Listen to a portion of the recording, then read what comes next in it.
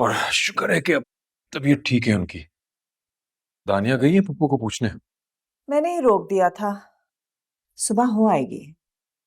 अच्छा किया जो रोक दिया। बेजात वहां होगा ना, उसे बुरा लगता उसका वहां पे आना। मगर दानिया को अच्छा नहीं लगा मेरा रोकना। आज तो खाना भी उसने कमरे में मंगवा के खाया है। अच्छा, वो तो कह रही थी कि सर में दर्द है उसके। आना वाली है आपकी बहन। अब ये कैसे कह सकती है कि जालिम भाभी ने पाबंदी लगा दी। नहीं नहीं नहीं, उसे समझ में आ जाएगा कि तुमने क्यों रोका। मैंने खुद ही समझा दिया था कि बेहजाद की मौजूदगी में जाएगी तो उसे बुरा लगेगा। नवाल गई है पप्पू को देखने? कॉस में गई थी अब। माँ ने बता दिया था कि बेजार चाचू ने कहा है आने को। बेटा, अगर मानी से झगड़ा भी हो ना तो भी पप्पू की इज्जत और उनसे मोहब्बत फर्ज है हम सब पे। ओके। जाहिर सी बात है, आई अंडरस्टैंड दिस। हाँ, मैं बताना भूल गया था तुम्हें, वो हमारे नकवी साहब है ना, वो पूछ रहे थे नवाल का कि इसकी बात कहीं पक्की हुई है, शायद अपने बेटे के लिए इरादा था उनका। रिश्ता तो बहुत अच्छा है। इंग्लैंड से डिग्री लेके आया है लड़का। देखने से ही काबिल लगता है। और ये बात आप लोगों ने मुझे सुनाने के लिए की है या बताने के लिए? देखो नवाल, तुम्हारे दिल और दिमाग में जो चल रहा है वो मुझे पता है। लेकिन बेटा, हम किसी से जबरदस्ती रिश्ता तो नहीं जोड़ सकते ना। मेरा और मानी का रिश्ता तो जबरदस्ती का है भी नहीं। हम बहुत अच्छे दोस्त हैं। और अब अगर मेरी मानी से शादी नहीं हो रही तो आप मुझे किसी और से शादी करने के लिए फोर्स नहीं कर सकते। और ना ही अब आपको इसके बारे में फिक्र करने की जरूरत है। क्या खाना तो खाओ। पेट भर गया है मेरा अब्बा। सुनो नवाल, बेटा,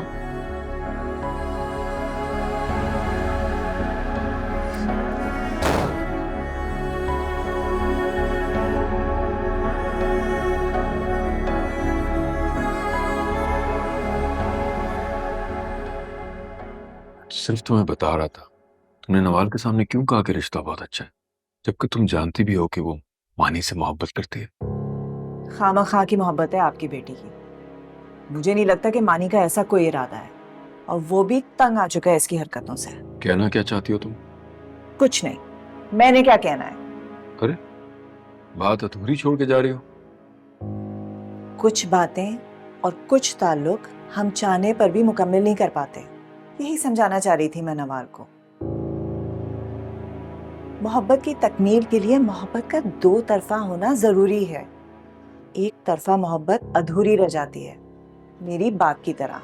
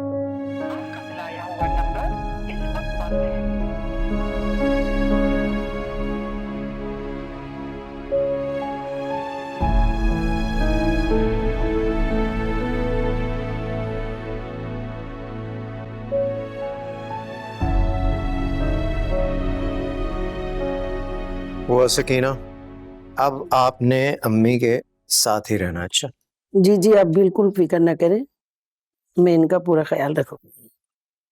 रहने दो बेजाद, मैं बिल्कुल ठीक हूँ।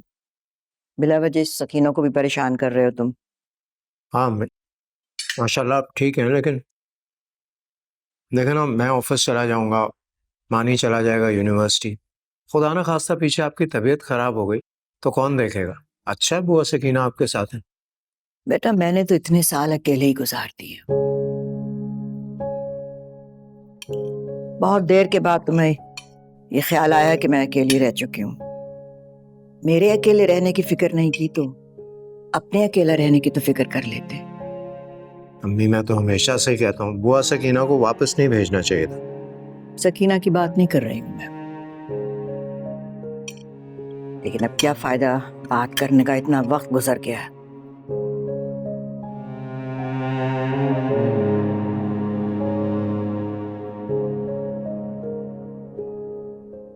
वाह पापा, तो बड़े हैंडसम लग रहे हैं। क्या बात है।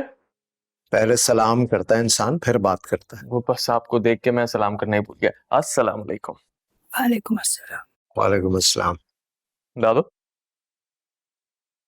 तबीयत कैसी है आपकी? मानी बेटा, थैंक यू। ठीक है, पहले से। पापा, दादू का मूड ऑफ है। बस खामोशी से नाश्ता करो। अच्छा आप तो बताएं, ये किस खुशी में? क्या मतलब? तुम ही हमेशा बोलते हो कि मैं इतने डार्क कलर्स पहनता हूँ, आज मैंने लाइट पहन ली है यार। एग्जैक्टली, मैं तो हमेशा बोलता हूँ। पक्की बात है ना, मेरी वजह से ही पहने। जाहिर है।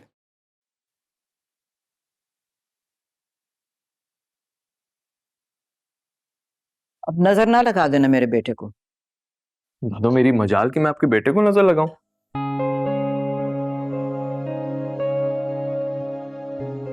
दादू का मूड खराब है, डांट पड़ जाएगी। मुझे नहीं पड़ती डांट, मैं कोई आपकी तरह।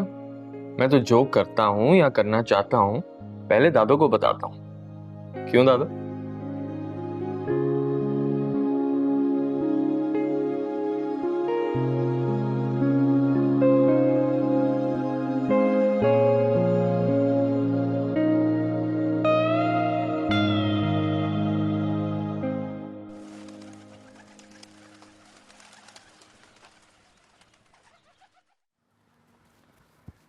यार निम्रा पूछी थी तुम्हारा, कहाँ है वो? कैफेटेरिया के सामने। ओके।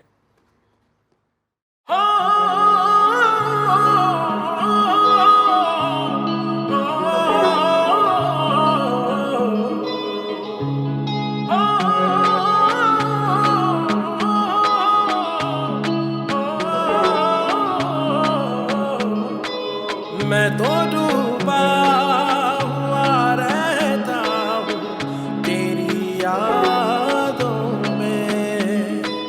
मैं तो